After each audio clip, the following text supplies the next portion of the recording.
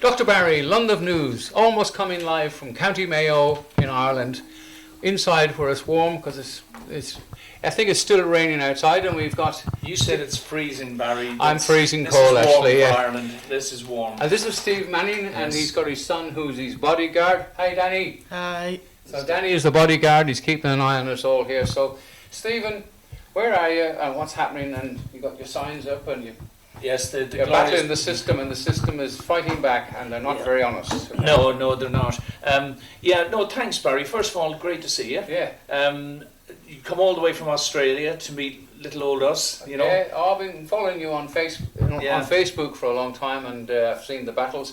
The same system in Australia. The private corporations have taken over. There's no law anymore. And Yes, it's all yes. gone to the dogs. Yeah. And what's happening with you? And Well, kindred warriors, as I say, and you know, the battle continues, and the detail, I suppose, the detail, Barry, or the most recent detail is that as we speak at the moment, I'm on what they call temporary release from prison. my God, I know, awful criminal. and you've never committed an offence in your life, not even a parking ticket. I believe. Well, actually, if I dare say it on camera, we have a little mantra. If you're not breaking at least one law a day, you're not really trying, you know. So, as regards breaking the law, actually, I have to sign on every single day. I'll explain the circumstances in a moment. But I was found guilty of an offence I didn't commit for making a true statement. But anyway, I will come to that in a second. But somewhat interestingly, on a daily basis, I have to go down to the a local Garda station. It's about a half an hour round trip. The police, Garda That's Síochána. right, yeah, As police. kids, we used to say Garda Síochána, but they're not chicken police. They're real police, Yeah. and you have to report. This is crazy, guys. This guy has done nothing. But anyway. Well, I have to. Well, no, it's actually in a way again that's Yeah, another story. no, that's not technically correct. As I said to them in the jail, you know, I said I'm not here for having done something wrong. I'm not even here for not having done something wrong. I'm here for having done something right. But as I go to the Garda station every day, I've got a form. I haven't got it here with me, but there's a form that they have to stamp and sign. Yeah, I know. Once a week, I have to go back to the prison, and if they choose to, they can revoke the temporary release, and I would have to go back in and finish the sentence. It was a 3-month sentence. But what I say to the guards each day. When they say to you, so how you know what's going on or how are things? I say I'm still innocent, you know, or I'm not a criminal. And I usually get chatting to the guards, and as I say, on an individual level, most of the police, the guards that we engage with, most of them, if you deal with them respectfully and decently, they're okay. Sadly, unfortunately, they're working for these agencies, these corporations, these government departments. And there are diabolical agendas at play, more obvious now perhaps in the last 3 or 4 years with the pandemic and everything than ever before. And they've got mortgages to pay. Exactly. And they're just the same as everybody But else. they're trapped. They're trapped. And I feel sorry for them at times. Yeah. I mean, when I was younger, I think you knew I was in the military myself when I was younger, as a young man. As I was. Yeah. But I mean, you know, I was 17 to 21. You know, but that's the classic example of a what would you call it? An institution that requires and demands you to sort of surrender your conscience in return for the 30 pieces of silver. Body and soul. Yeah, but what most people don't understand is that nearly all of the institutions that we have taken for granted as being part of human society, nearly all of these institutions function on that same diabolical premise. You surrender your authority, you surrender your sovereignty, you surrender your right to choose, you surrender your moral authority in particular, in return for doing as you're told, being obedient, and getting your wages at the end of the week, or not getting punished, you know, so to speak. God has no say in it anymore because they are now become your master rather than God. A huge part of it, Barry. As far as I'm concerned, it's actually that it'll be the next breakthrough in collective thinking is when people start to equate the systems of this world that we live in, which have been shown to be desperately, what word could use? Not just corrupt, but compromised, perverse, based on misleading. Everything I call it the great lie, wherever the lie surfaces, you can be sure there's something not right. If it's individuals who lie to you, you know you're dealing with someone with a compromised character. If it's agencies, if it's systems, if it's governments, well, just the same as you would with an individual, you should be doing everything in your power to separate, to disengage, and to disenfranchise these people, these agencies. And unfortunately, as we said earlier, a lot of otherwise good people think they're just doing a job. But they're in direct service to these diabolical institutions. Had the same problem. Exactly, People. he did. And when politicians don't talk about the war. When politicians' mouth is moving, and journalists, especially on RTE, I've been listening to some of the stuff they've been peddling lately. Yes. And they've just completely institutionalized people in their own in their minds and conditioning, and they believe what they're doing. This is the worst part about it. These people actually believe they're doing the right thing. They're completely. It wouldn't imply them if they were honest. If one's beliefs are increasingly robust with the amount of money you're being paid, yes, you could say that the RTE presenters believe what they're saying, because they've been ripping off the taxpayers for years, and it's only just recently come to the fore, you know. But on this topic, why I mean. People, what's he doing interviewing a criminal like? He's not a criminal. I know this man for a long time. I've been watching him on Facebook, and go ahead, tell us. Well, the crime is, if you point out the crimes that the government is committing, that's considered a crime, if you know what I mean. Yeah. But in this particular case, if I give a short, Barry, I'll just give a short synopsis so as not to bore people. Oh, we'll run out of battery. Yeah, but the short synopsis, right? Cut long story short. 6 years ago, I was jailed on another false allegation. Wow. It was a simple case where myself and a colleague had taken out private prosecutions through the current system. Now, through the Irish court system, a person can prosecute. I could prosecute someone for stealing my bicycle. Private prosecution. I don't have to go to the police. I don't have to go to solicitors. I don't have to go to the DPP's office. Just straight in front of a magistrate, you would call them. Straight in front of a judge. Lodge the complaint. No fees, no going through offices, nothing. I lodge the complaint, a single piece of paper, and the judge has to then issue a summons for the person to come in. That's good. And you can prosecute them, and then the judge can send them to jail or fine them or whatever, as normal. So, yes, it's a great system. Citizen's arrest with paperwork. It's not technically a citizen's arrest. That's a slightly different thing. Well, this is called prosecuting by common informer, and you might have it in Australia as well. Because we do actually. It's called private prosecutions. Yeah. It goes Only back Victoria's got it left. The rest of them got rid of it. Oh yeah, well they would if they had any sense. But so we wrote a little book. I don't have it here, but it's called DIY Justice in Ireland. Do-it-yourself justice in Ireland. So, but anyway, we use that system to prosecute. The county registrar, who is like a quasi-judge, so he operates in the circuit court, basically takes the workload off the judges, but he's the guy mainly who does all the house repossessions. And we found out, and let's put his name up in lights, can I do that? Oh, by all means. Ben Gilroy had an introduction. Fintan Murphy, his name. And this man is going to become increasingly famous because he has been neck deep in nefarious activities from, as far back as we've known him, which is about 15 years. He's the county registrar. He's also the returning officer, deals with the elections, votes go missing and everything. God. And on top of that, he is the sheriff. So the county registrar, when he's sitting in court as the county registrar, he can go, sorry, Mr. McNennery. I got it wrong again. McInerney. For an Irishman who can't say McInerney. I'm sorry. It just doesn't roll off the tongue. McInerney. There we are, McInerney. The bank has a right to claim your house. So sorry, sir. Bum, bum, bum.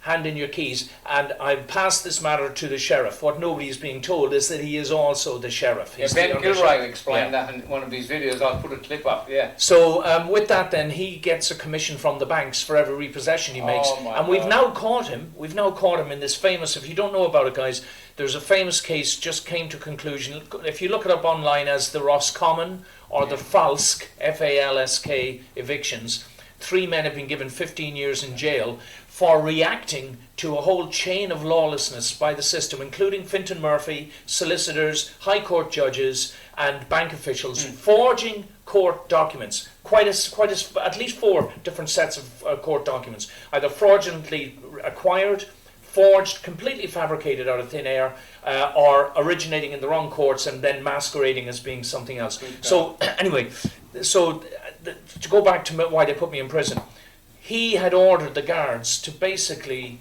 throw us out of the court when we objected to the fact that he was repossessing properties he had no jurisdiction to repossess. Oh my God. You know, by their own rules. And he's not a sheriff either. There's no sheriffs in the Republic. Well, there's a lot in America, but that's another story. No, there's an awful lot of English titles have carried over into the so-called Irish Republic. There are people out there that will argue very convincingly that the Crown is still in charge here. I won't go into that though, because it's. I have a Lord Mayor in Dublin, which I met last time I was here. I had dinner at the Lord Mayor's house. This is so big. It's my God, there aren't words to describe it, are they? Anyway, what Mr. Murphy had done in the court, a group of people had gone in. We knew the law. We knew that there was High Court rules that Mr. Murphy could not possess certain houses because they had a higher rateable value. It's the law. But he had a cosy arrangement with the banks that saved them money. They didn't have to go to the High Court. And he was rubber stamping all these evictions. People's lives were being destroyed, so we went in to object. It was on those occasions, for example, on one occasion, someone started saying the rosary, and it completely discombobulated them. They didn't know what to do, you know. Other occasions, we would hum the national anthem so that they couldn't see our lips moving. And as the guards would come up, who's singing, you know? And we're just... There's people in Australia would love to see you do that. Yeah. So we were quote, not disrupting the courts, because that technically would be an offence. But what we were doing was we were interrupting unlawful proceedings in the courts lawfully. But of course they have the power on their side, and Murphy would then just gesture to the guards, or he'd make a phone call, and in would come, as would say, the buffaloes, no offence to you well-muscled men out there, you know, the guards that we have. But they came in and they violently assaulted some of the people in the court. So myself and my colleague, I took a common informer charge against a sergeant, the lead sergeant in the case, and you can find videos about this. Castlebar courthouses. I've seen a few of them. And my colleague Colin took out one against Fintan Murphy. Now, the short version of what happened there was they were summoned to come to court. They didn't turn up. That was an offence. We asked for arrest warrants, bench warrants, to have them brought in, and at that point the judge abandoned his court. And everybody in the courtroom started shouting and crowing at him, "Get off the bench, you're a disgrace." We then initiated citizens' arrests of the judge. And that's where the difference between the common informer and the citizens' arrest. The criteria for a citizen's arrest is that you transfer jurisdiction immediately into the hands of the guards present. So you've got this judge, Kevin Kilrain, sitting up on the bench, right, flummoxed, because he's the one who signed the orders for them to come in. They're not there. We're saying, you sign them, judge, you get the bench warrant. He's going, next case. We're going, no, next case. Deal with this, you know. Now, we were firm with him, but we didn't abuse him or anything. We were firm. And then we said, right, judge, if you do not step back into your jurisdiction, judge, we're going to place you under arrest for contempt of your own court and whatever. And he looked completely bewildered. And we said, right, that's it. You're now under arrest. Kevin Kilrain, superintendent, would you please take the judge into custody? You know, take Mr. Kilrain into custody. And he went, no. Not me. He just preferred to the Court of Justice. Inspector, would you please take the superintendent into custody? No.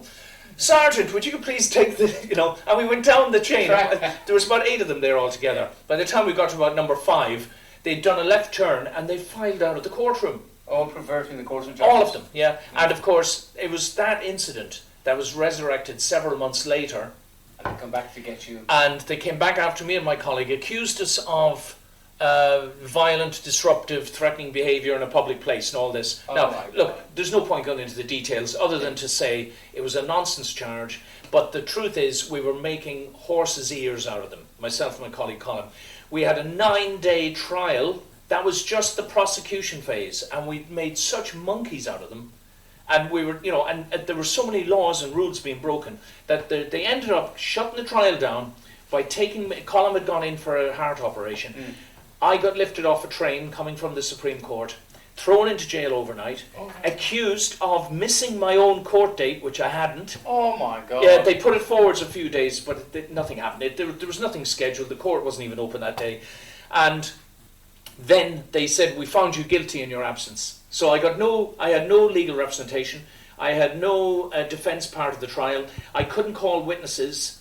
I mean, there was 22 international laws broken, and the next thing I know, I'm sentenced to 3 months in Castlereagh prison. I had to appeal it. They did the same thing in the appeal. They cut it off halfway before I could do it. Yeah, we were beating them. And next thing I know, I'm in handcuffs, and I'm being in a van, and Danny and my wife and my children are standing there looking. We couldn't believe it. So when I came out of jail, I took a case against the state for false imprisonment, as you do. As you would, yeah. Within, I think, 2 weeks of me lodging those papers, this other charge got concocted out of thin air that I had threatened a court service manager. I'd had a conversation with him, but I hadn't threatened him.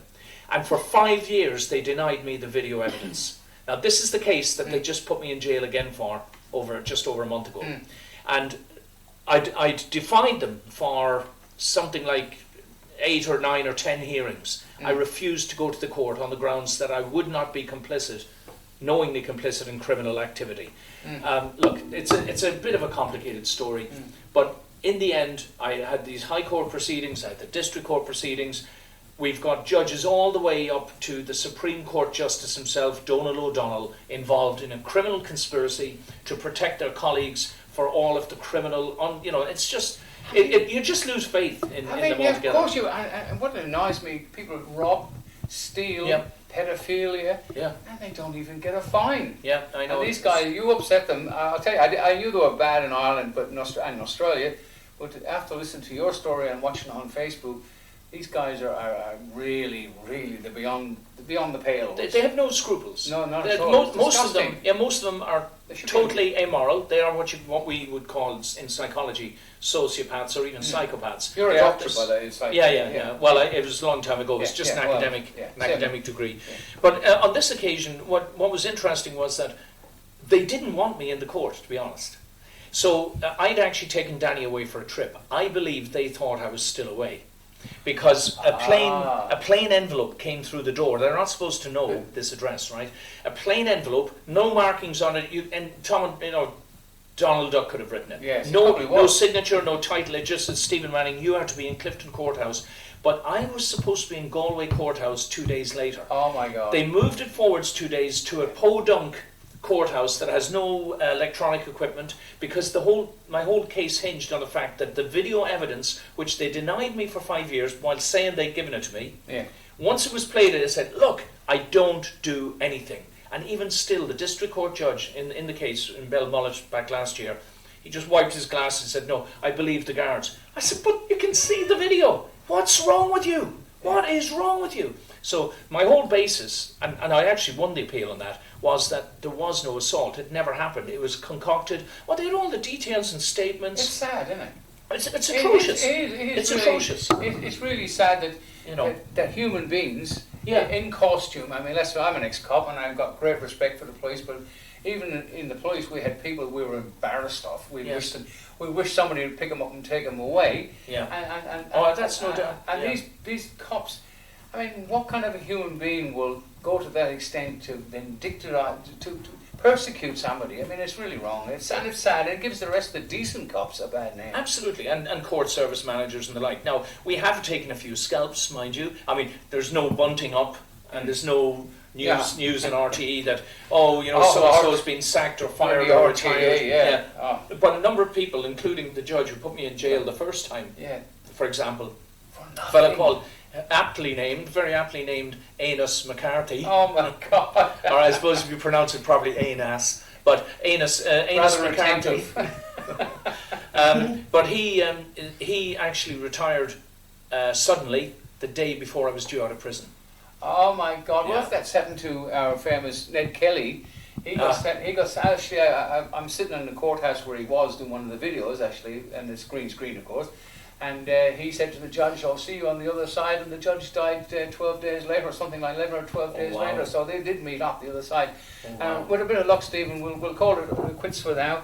Yes. And it's been fantastic talking to you, and I hope we all meet up on the other side, all these crooked judges, and it'll be interesting to see which fence they go over. Do they go down to the one downstairs, or are they allowed into the greener pastures? Well, there's one thing I'm pretty sure of. As I said, when we talk about religion, number one, there's no religion in heaven.